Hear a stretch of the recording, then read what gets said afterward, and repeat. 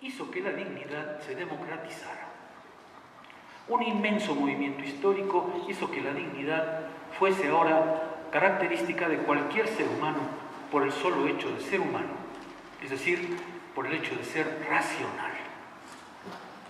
Este movimiento de democratización es extremadamente importante y seguramente la figura de Kant, como también lo recordaba Gustavo, seguramente la figura de Kant es decisiva en esto. No tanto porque Kant haya, contrariamente a lo que piensan los kantianos, descubierto la dignidad, sino simplemente porque él coloca la dignidad en el centro de su teoría ética.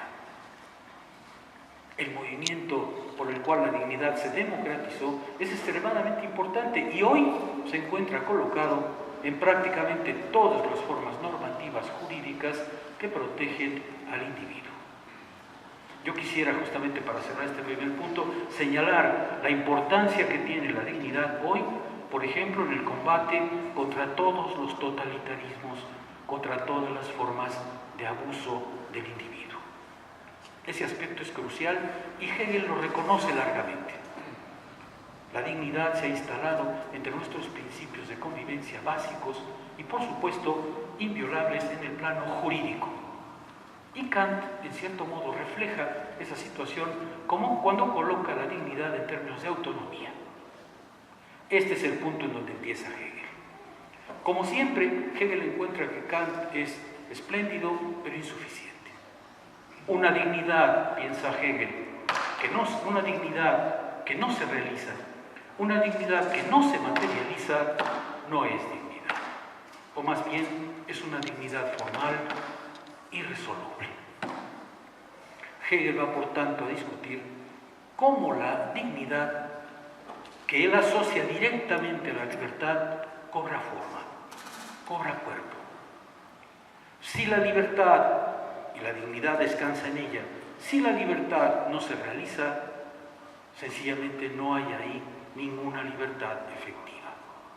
No basta hablar de la libertad, es necesario que se haga efectiva. Y toda la filosofía del derecho, esa es mi tesis central aquí, toda la filosofía del derecho es una defensa de Hegel de cómo la libertad tiene que hacerse efectiva y haciéndose efectiva permite el autorrespeto del individuo y el respeto de los demás. Y si esa libertad no se logra, el respeto de sí mismo y el respeto de los demás no se logra. Mi trabajo intenta recorrer toda la filosofía del derecho, seguramente no tendré tiempo aquí, pero me detengo en el primer punto, el vínculo entre libertad, dignidad y propiedad. Para Hegel, la característica primera de la persona es ser capaz de ser propietario. Para Hegel, es propio del ser humano hacerse del mundo externo. Como el mundo externo no tiene ley en sí misma, el ser humano se lo implanta, se lo impone. El ser humano se apropia del mundo. Y esto, dice Hegel, es perfectamente legítimo porque las cosas externas a nosotros no tienen ningún fin propio. Nosotros, humanos, les damos ese fin, nos lo apropiamos. Ahí empieza la propiedad, pero no se acaba ahí. La propiedad tiene una relación particular con las cosas y luego con los otros individuos. Por supuesto que propietario es aquel que se apropia de un objeto. Esta es una hoja mía e igual me la compro. Soy propietario de él, es decir, tengo completo derecho sobre él y si me da hambre y no salimos temprano de aquí, pues me la como. Solamente que la propiedad guarda una relación particular. Ciertamente es apropiación de objeto, pero requiere otros individuos. Los requiere en un doble sentido. Uno, los requiere para excluirlos, porque esta hoja es mía, porque no es de ninguno de ustedes. Sí. Lo primero que requiero para ser propietario es que la hoja sea mía y no suya, es decir, los excluyo. Pero luego los tengo que incluir, porque la hoja es mía solamente si ustedes la reconocen como mía. Hay una relación, dice Hegel, de inclusión-exclusión, que hace que la propiedad no sea una relación directa con los objetos, sino una relación con los objetos a través de otras conciencias. Eso es muy importante para Hegel.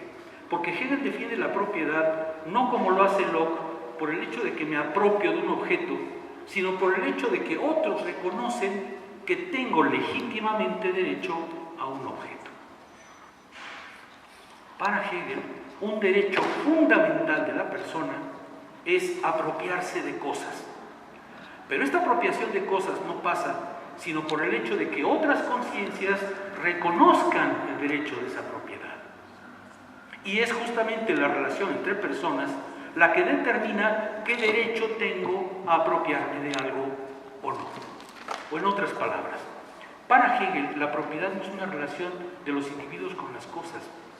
Para Hegel la propiedad es una relación entre los individuos mediada por las cosas. Y esto es crucial, porque para que la persona se haga efectiva en su libertad, tiene que tener propiedad.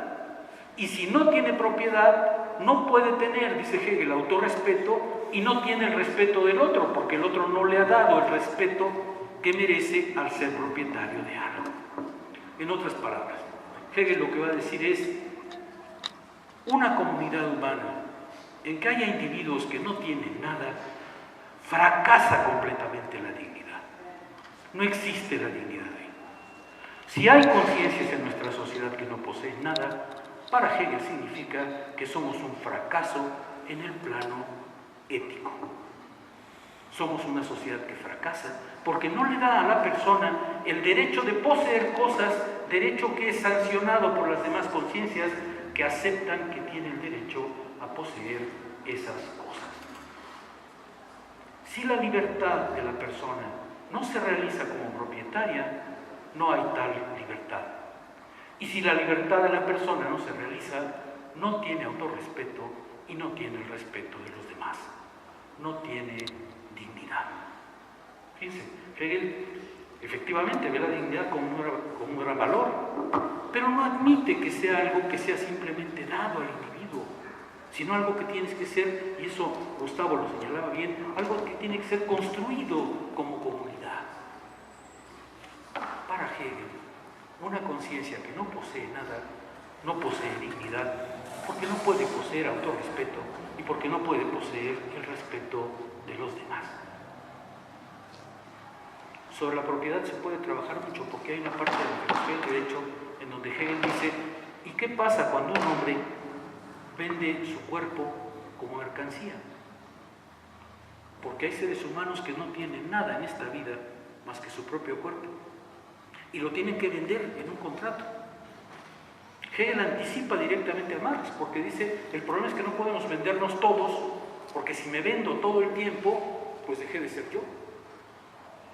Y Hegel llega a la conclusión de que en un contrato en el que una persona vende todo su tiempo al otro, no hay dignidad, porque no hay autorrespeto y porque no hay el respeto de los demás.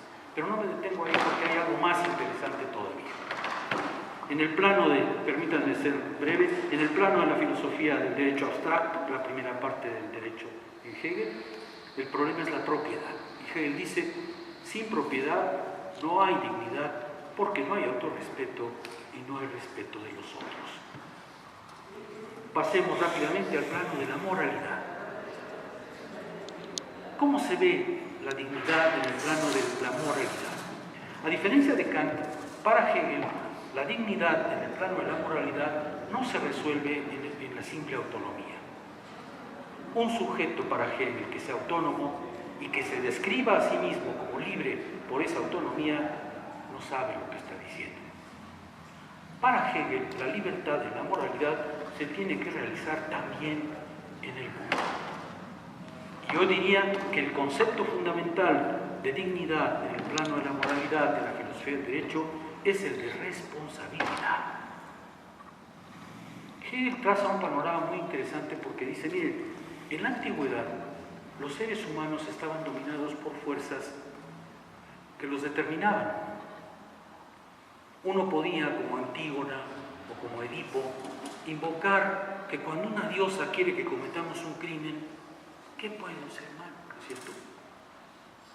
Cuando Medea dice: sé que hago mal al matar a mis hijos, pero lo hago porque una diosa es más fuerte que yo, y una pobre mortal ante la diosa, ¿qué le puede oponer? Eso, dice Hegel, muestra que en la antigüedad el ser humano podía responsabilizar a otros de sus actos, incluso de sus malos actos. La modernidad comienza el día en que los seres humanos ya no pudieron atribuirle a nadie más sus actos. Tuvieron que hacerse completamente responsables de sus actos. Ninguno de nosotros puede, dice Hegel, hoy invocar: así nací, así me hizo Diosito, ¿qué quieres que haga? ¿Cómo lucho con mi naturaleza si Dios me hizo malito? Para Hegel, tales argumentos son impresentables para la libertad moderna. Hoy el hombre es enteramente responsable de lo que hace sin excusas. Esa es su libertad. Decidió cancelar a Dios, decidió cancelar a la religión. El costo es que ahora él tiene que asumir su completa responsabilidad. Esto se ve en los buenos actos, pero en los malos actos también. Cuando un hombre violenta la ley, es decir, cuando un hombre entra en la injusticia, cuando un hombre comete un crimen, es sin duda responsable, pero se nos presenta un problema. ¿Cómo lo castigamos, dice Hegel, sin violentar su dignidad? Y este es un tema extremadamente interesante en la filosofía del derecho, porque Hegel se pregunta: ¿cómo podemos castigar a un hombre respetando su dignidad de hombre? Y rechaza casi todas las formas de castigo, todas las teorías del castigo que hay, las rechaza justamente por ese argumento. Por ejemplo, dice, las teorías disuasivas. Castiguemos a un hombre que se robó un huevo para impedir que el hombre de al lado se robe otro huevo. Castiguemos a un hombre para darle miedo a los demás. Si por ejemplo ustedes son criminales en potencia, ver el castigo de otro hombre los va a detener. Al menos así piensan ciertas teorías retributivas, ¿no es cierto? Ciertas teorías disuasivas. Utilicemos al hombre como ejemplo, castiguémoslo para que todos los demás que son potencialmente criminales, es decir, todos nosotros, se contengan.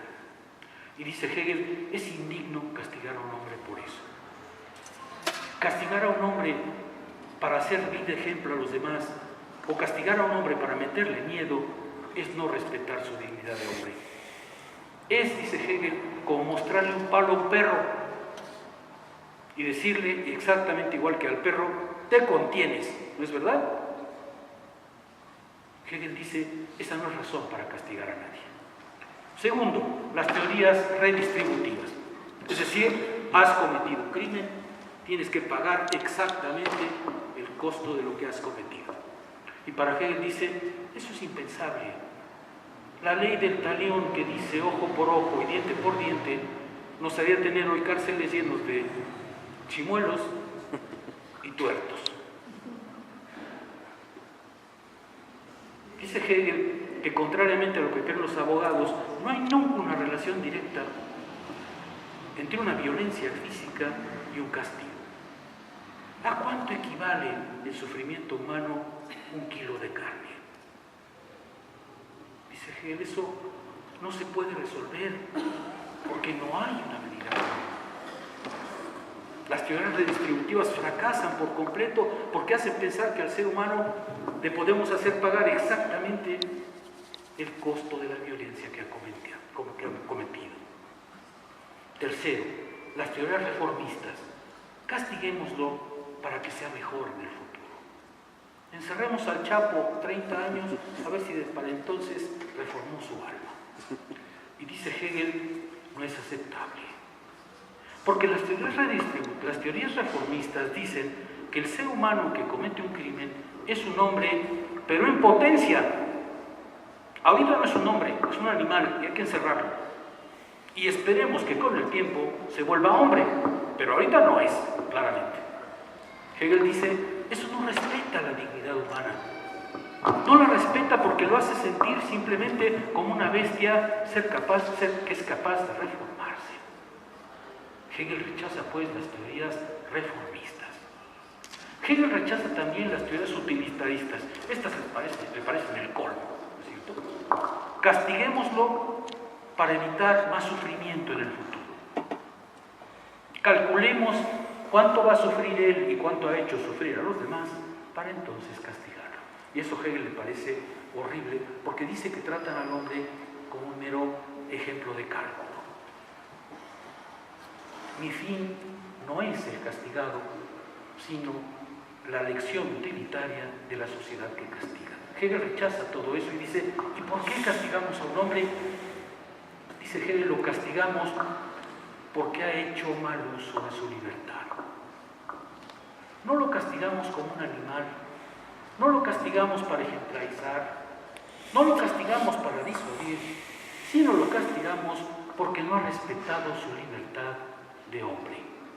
Ha cometido un crimen, ha decidido violentar el orden de libertad de los demás. Por eso lo castigamos. No lo castigamos solamente para ejemplarizar, lo castigamos simplemente para decir, has fracasado en el uso de tu libertad.